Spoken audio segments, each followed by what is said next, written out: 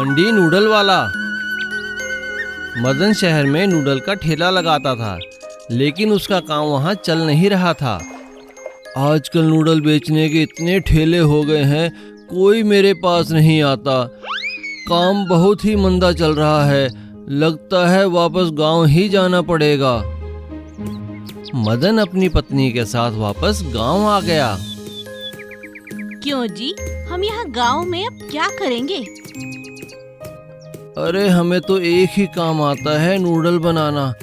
वही काम शुरू कर लेता हूँ। वैसे भी यहाँ कोई नूडल की दुकान या ठेला तो है नहीं, तो हमारा कंपटीशन भी नहीं होगा। सब मेरे पास ही आएंगे नूडल खाने। मदन ने गांव में नूडल का ठेला लगा लिया। लोग उसके ठेले पर आते हैं, पर खरीदते कुछ नहीं। ठेला लगाए तो 10 दिन हो चुके हैं, लेकिन एक भी गांव वाला नूडल खाने नहीं आया। सब तो बस देख कर चले जाते हैं। इस तरह कैसे चलेगा जी? बहुत नुकसान हो रहा है, कुछ तो करो। हाँ, कुछ तो करना ही पड़ेगा, वरना मजदूरी करनी पड़ेगी। मदन सलाह लेने अपने दोस्त रघु के पास गया। तो फिर क्या सोचा आपने? मैंने अपने बचपन के दोस्त रघु से पूछा था। वो कह रहा था कि गांव वालों को पता ही नहीं है चाउमीन कैसी होती है, इसलिए वो चाउमीन खाने नहीं आ रहे हैं। वे गांव वाले हैं, बिना सोचे समझे कहीं पैसा नहीं खर्चते। तो फिर अब क्या करें? इन्हें कैसे चाउमीन बेचें? परसों इसी गांव में रघु की शादी है। मैंने सोचा है कि उसकी शादी में गांव वालों को मुफ्त में नूडल खिला दूंगा। इससे उनको नूडल का स्वाद भी पता चल जाएगा। हो सकता है हमारा काम हो जाए। अरे वाह, ये तो बहुत अच्छा उपाय है। मदन ने ऐसा ही किया। रघु की शादी पर मदन ने सबको नूडल खिलाए। लोगों को नूडल का स्वाद बहुत पसंद आया और वे नूडल खाने मदन के ठेले पर आने लगे। मैं ना कहता था, एक बार अगर सब खाएंगे तो हमेशा तुम्हारे पास ही आएंगे। इस तरह धीरे धीरे मदन का काम चल निकला और कुछ ही दिनों में मदन के ठेले पर भीड़ लगनी चालू हो गई। अरे मदन भाई, हमें तो पता ही नहीं था ये चाउमीन होती क्या है, पर आज जो तुमने चाउमीन खिलाई है, भाई साहब मजा आ गया खाकर, बहुत ही अच्छा। वाह भाई मदन, तुम तो बड़े कारीगर हो, बड़ी टेस्टी आइटम बनाई है। ये सब देखकर मदन का लालच बढ़ने लगा। उसे अपने हाथ के बनाए नूडल पर घमंड हो गया और उसने नूडल के दाम दुगने कर दिए। जैसे ही मदन ने दाम बढ़ाए, लोगों ने उसके ठेले पर आना बंद कर दिया और कुछ ही दिनों में उसका सारा काम ठप हो गया। ये अचानक क्या हो गया जी? कोई भी नूडल खाने नहीं आता। मदन, मैंने तो तुमसे पहले ही कहा था, गांव वाले हैं, सोच समझकर ही पैसा खर्चते हैं। अगर तुमने दाम कम नहीं किए तो वो नूडल खाने नहीं आएंगे। मदन का घमंड टूट चुका था, इसलिए उसने दाम कम कर दिए और सबसे अच्छे से बात भी करने लगा और धीरे धीरे उसका काम फिर से चल निकला। जादुई चाबी। एक जंगल में एक महल का खंडहर था। वहाँ कोई नहीं रहता था। उस खंडहर के पास एक झील थी। एक बार एक राजा उस जंगल में शिकार करने के लिए आया।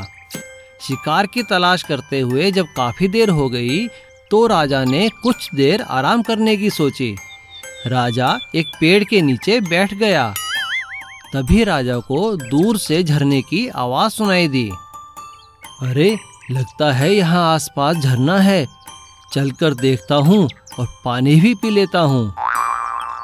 राजा झरने के पास जाता है। वहाँ उसे पेड़ के नीचे एक साधु बाबा बैठे हुए मिले। लगता है ये साधु बाबा ध्यान में मगन है। मैं इन्हें कुछ फल दे देता हूँ। राजा बाबा के सामने फल रख देता है, साथ ही झरने पर पानी भी पी लेता है और पत्तों का एक डूना बनाकर साधु बाबा के लिए भी पानी ले आता है। इतने में साधु बाबा आंखें खोलते हैं। राजन, तुम यहाँ किस कारण से आए हो? मैंने तो तुम्हें पहले यहाँ कभी नहीं देखा। बाबा, मैं शिकार के लिए आया था। शिकार तो नहीं मिला, पर पानी की तलाश में यहाँ आया और आप मिल गए।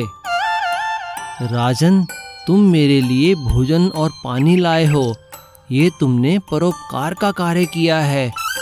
लेकिन तुम्हारे नगर में तो पानी की कमी है। यदि पानी की कमी ठीक करना चाहते हो तो मेरी बात मानो। हाँ, जी बाबा, बताइए।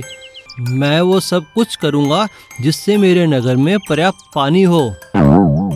तो सुनो, इसी जंगल में एक बड़ा सा खंडहर है। उसके तहखाने में एक बड़ा खजाना है। खजाना?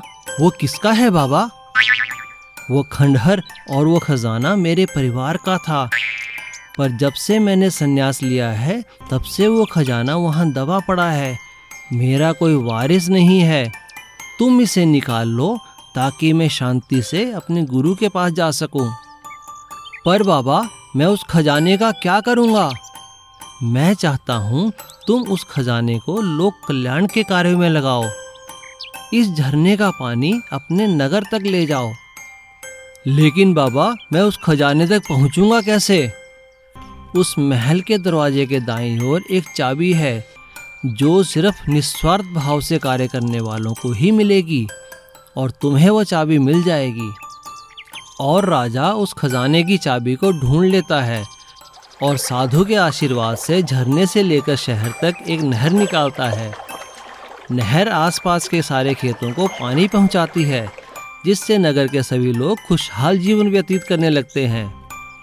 और राजा अपनी पूरी प्रजा के साथ साधु बाबा का धन्यवाद करता है। मशरूम करी की सब्जी।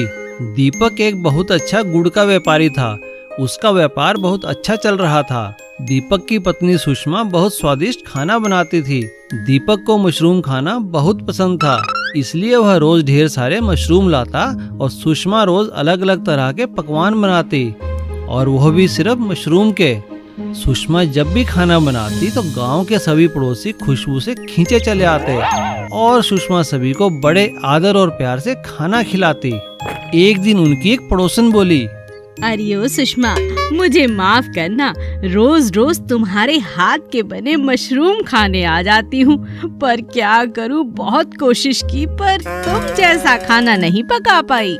हाँ, और जो स्वाद तुम्हारे प्यार से बनाए मशरूम में है वो तो किसी और के बनाए मशरूम में हो ही नहीं सकता।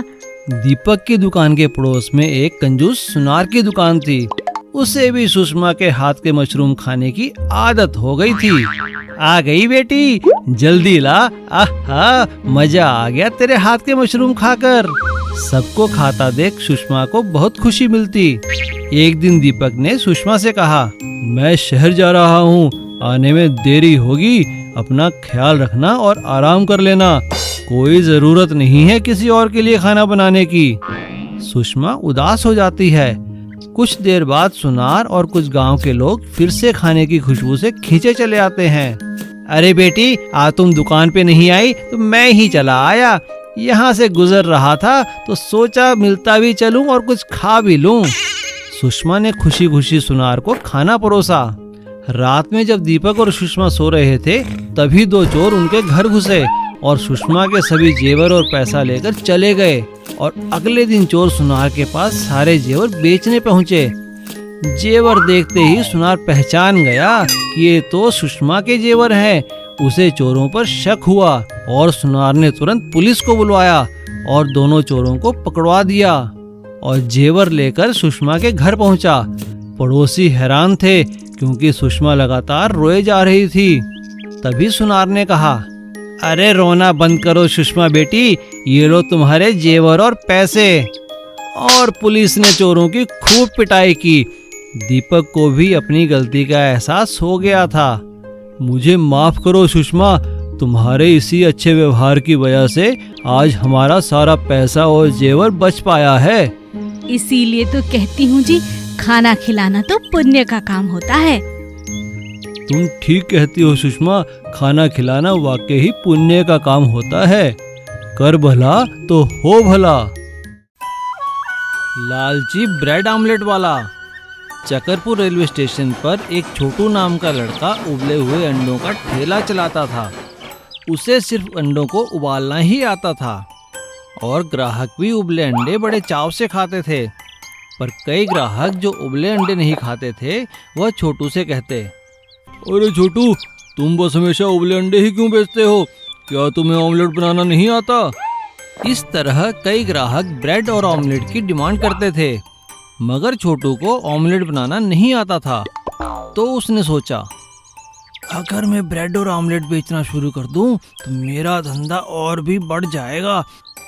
छोटू एक दिन बाजार में एक ढाबे पर काम करने वाले अपने दोस्त शंभू से कहता है, अरे शंभू, मेरे ठेले पर काम बहुत बढ़ गया है, मुझे कुछ दिन के लिए तुम्हारी मदद चाहिए। मैं कमाई का हिस्सा तुम्हें भी दे दूंगा। कैसी मदद? तुम तो जानते हो मुझे ऑमलेट बनाना नहीं आता। अगर तुम मुझे ऑमलेट बनाना सिखा दोगे तो मेरा काम अच्छा चल पड़ेगा। हाँ हाँ, क्यों नहीं, मैं कल ही ढाबे से छुट्टी ले लेता हूँ। शंभू कुछ दिन की छुट्टी लेकर अब रेलवे स्टेशन पर छोटू की मदद करने लगा। अब छोटू का काम भी दुगना हो गया। हर कोई उसके ब्रेड और ऑमलेट की तारीफ करता। मगर शंभू बहुत चालाक था। उसने छोटू की उबले अंडों की कला भी सीख ली और उसके सभी ग्राहकों को अपने ऑमलेट की आदत भी लगा दी। एक दिन शंभू छोटू से कहता है, अच्छा दोस्त, बहुत दिन हो गए, अब मैं वापस अपने ढाबे पर जा रहा हूँ। शुक्रिया शंभू। शंभू के जाने के बाद छोटू ने खुद ही ऑमलेट बनाना शुरू किया, लेकिन वह अच्छे ऑमलेट नहीं बना पा रहा था। अरे भाई, ये कैसा ऑमलेट बनाया है? इसमें तो मिर्ची ही मिर्ची है। अब ग्राहक छोटू के ठेले पर न जाके पास ही खुले नए ठेले पर जाकर ब्रेड, ऑमलेट और उबले अंडे खाने लगे। अरे भाई, कहाँ जा रहे हो? ऑमलेट नहीं खाओगे? अरे नहीं, तुम्हारी दुकान से ऑमलेट कौन खाएगा? हम तो पड़ोस के ठेले पे जा रहे हैं। देखो वहाँ वो लड़का खड़ा है टोपी और चश्मा लगाकर, बहुत ही स्वादिष्ट ऑमलेट बनाता है और उबले अंडे का स्वाद भी वैसा है जैसा तुम पहले देते थे। वो नए ठेले पर जाकर उससे बात करने लगता है। तभी अचानक एक गाड़ी उस ठेले वाले को टक्कर मार देती है और उसका टोपी और चश्मा नीचे गिर जाता है। छोटू यह देखकर हैरान रह जाता है कि वह कोई और नहीं, उसका दोस्त शंभू है। मुझे माफ कर दो दोस्त। छोटू बिना कुछ कहे अपने ठेले पर वापस चला जाता है और दिन रात मेहनत करके अच्छा ऑमलेट बनाना सीख लेता है और फिर से उसका ठेला खूब चलने लगा। सीख, लालची इंसान को मेहनत वाला इंसान हमेशा हरा सकता है। Please subscribe.